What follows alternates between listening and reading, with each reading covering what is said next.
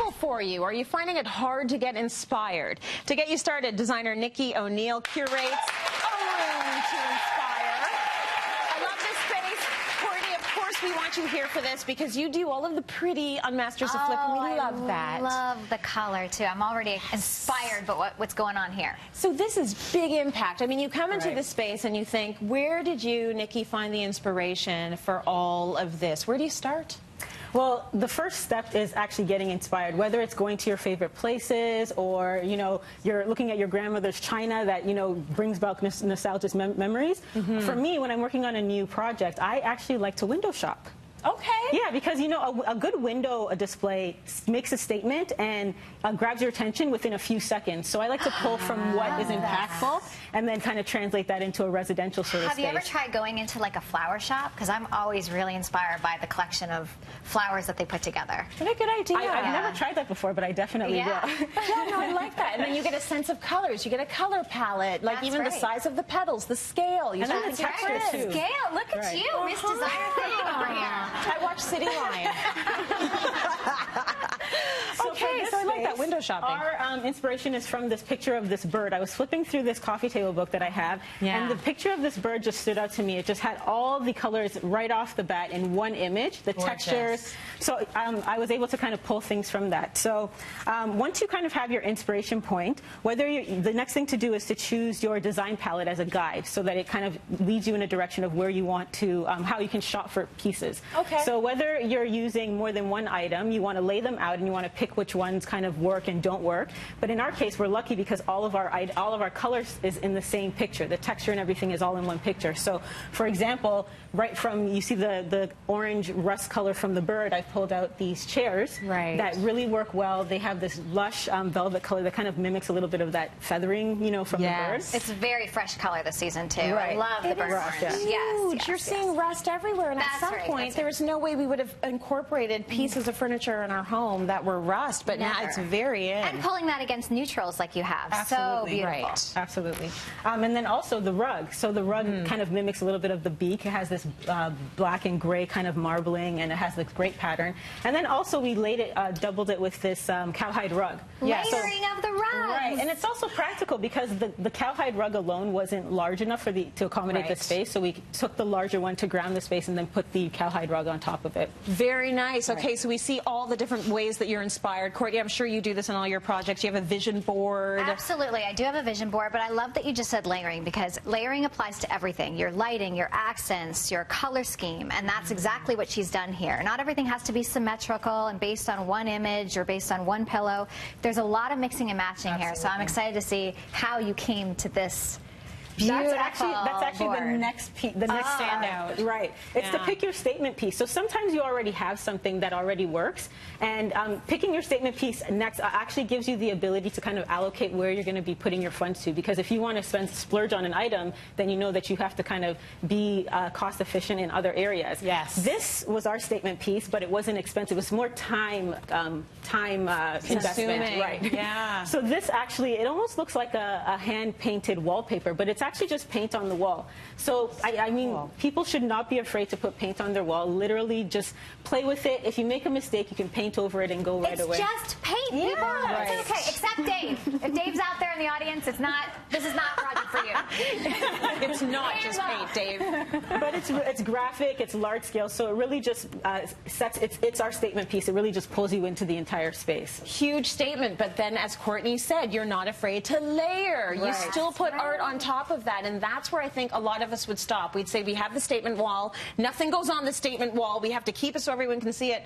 No, a space that looks finished is a space that is layered, so you've got art on top of that. Right, and it works well because it's almost like this block-like effect, so it doesn't compete with the pattern and all the busyness of the wall, right? And that's the other thing. A lot of people they see a table, they're like, I need a piece for the entire table. She didn't do that. She even layered the accessories, so I love it. Okay, very nice. So you've got some beautiful black pieces that are basically anchoring it. You've started with the big pieces. Right, exactly. So the next thing you want to do is pick the larger pieces. Yeah.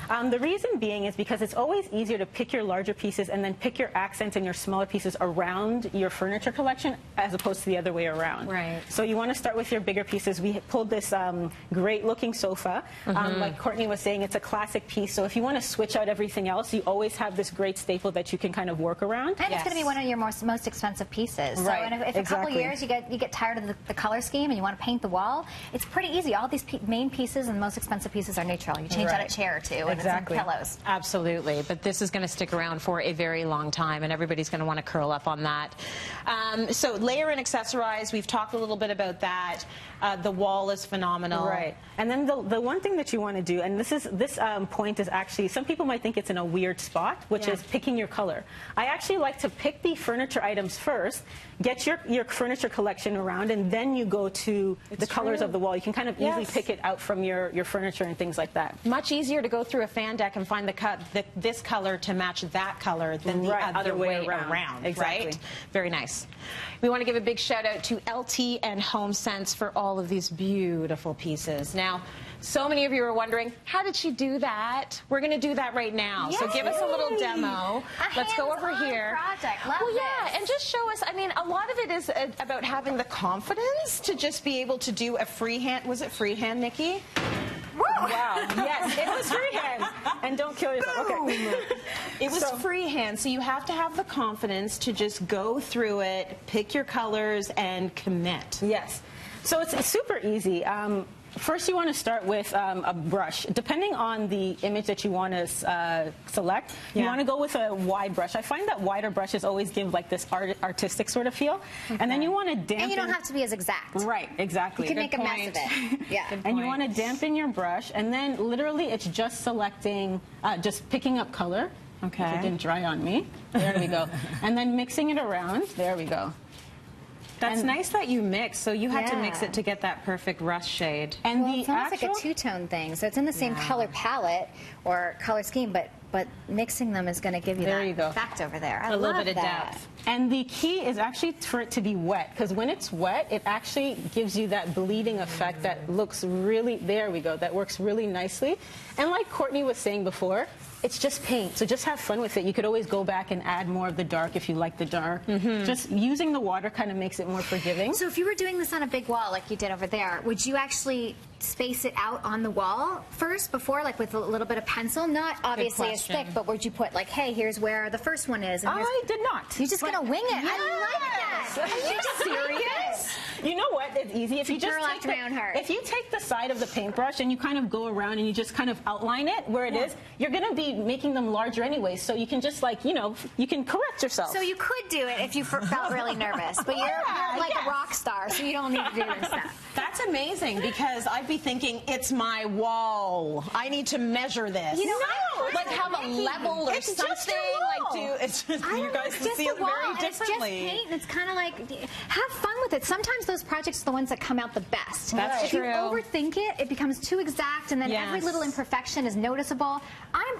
I'm with you. Yeah. Okay. And you know what? This is easy. This is great because it's on a piece of paper. So if you don't want to commit to painting your wall, put it in a frame, and you get something like this. So it's really simple, and it allows you to kind of, you know what I mean? Like, that's a great idea. So you don't have to paint on your wall.